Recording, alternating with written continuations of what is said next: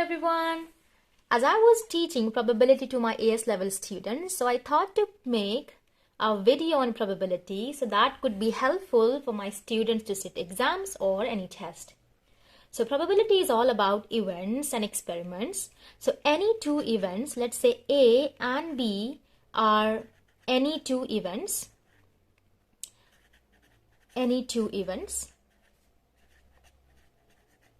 We call A and B as mutually exclusive. So A and B are called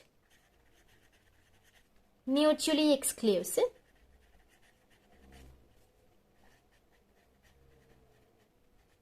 If there is no common outcome between them, that means their intersection is an empty set. It's called an empty set. Or if we have to talk in terms of number or in terms of probability, we can say that probability A intersection B is 0. Following the definition of mutually exclusive, we can also say that if probability of A intersection B is non-zero or A intersection B has something common, that means it is not an empty set, then the two sets or two events, they are not mutually exclusive. So for example, let's say we have this question. Two ordinary fair dice are rolled and three events are, the first one is X, the sum of the two numbers rolled is 6, and the event Y is the difference between the two numbers rolled is 0, and the event Z is both of the numbers rolled are even. And the question is whether X and Y mutually exclusive, whether Y and Z mutually exclusive, whether X and Z are mutually exclusive. So let's try and find out. So let's see for the first one. Here I made this table to understand when you roll first die, these are the outcomes, and when you roll the second die, I wrote it here. So these are the possible outcomes. So first die is the left one, and the second die is the right one. Now the event X is when you roll the two dice, the sum of the two numbers should give you 6. So this is the first possibility. So 5 plus 1 gives you 6, 2, 4, 3, 3, 4, 2, and 5, 1.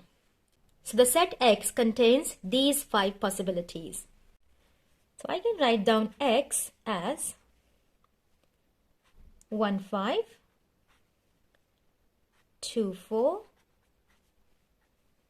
3, 3, 4, 2, and 5, 1. Let's try the same for the set Y. Now let's identify what the set Y looks like. So the difference between the two scores should be 0, right? So 1 minus 1 gives you 0, 2 minus 2 gives you 0, 3 minus 3 gives you 0, 4 minus 4, 5 minus 5, and 6 minus 6. So these are the 6 possibilities in the set Y. So let's write it down. So Y is 1, 1, 2, 2, 3, 3, 4, 4, 5, 5, and 6, 6. Now let's try the set Z. So it says both the numbers rolled should be even. Now let's find out what are the possibilities for even numbers. So for me, 2, 2 is even. Okay. I cannot go in this row. So 2, 2, 2, 4, 2, 6 because both the numbers are even. 2, 2, 2, 4, 2, 6. And not 3 because 3 is an odd number. So 4, 2, 4, 4, 4, 6. And again, I cannot go in the 4, 5 row. And then 6, 2, 6, 4, and 6, 6. So we have these 9 possibilities. So let's write it down. So Z is 2, 2, 2, 4, 2, 6, 4, 2, 4, 4, 4, 6, 6, 2, 6, 4, and 6, 6. Now let's check for question number 1. So are x and y mutually exclusive? So let's say we are doing number 1. So we need to see x intersection y. What can you say? Look at the values in the set x and look at the values in the set y. So if you compare them, you have 3 common. So that means you have just one member common. That means x intersection y is non-empty. That means x and y are not mutually exclusive. Similarly, we can check for y and z. So second one is y and z. Look for the values in the set y and the values in the set z and try and figure out what is y intersection z here. Do we have something common? Oh yes. So 2, 2 is common and we have 4, 4 and then we have 6, 6.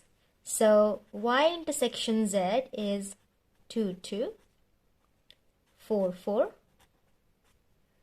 and 6, 6. Again, we can say that this is non-empty. That means y and z are not mutually exclusive. Now let's try for the third one, which is are x and z mutually exclusive?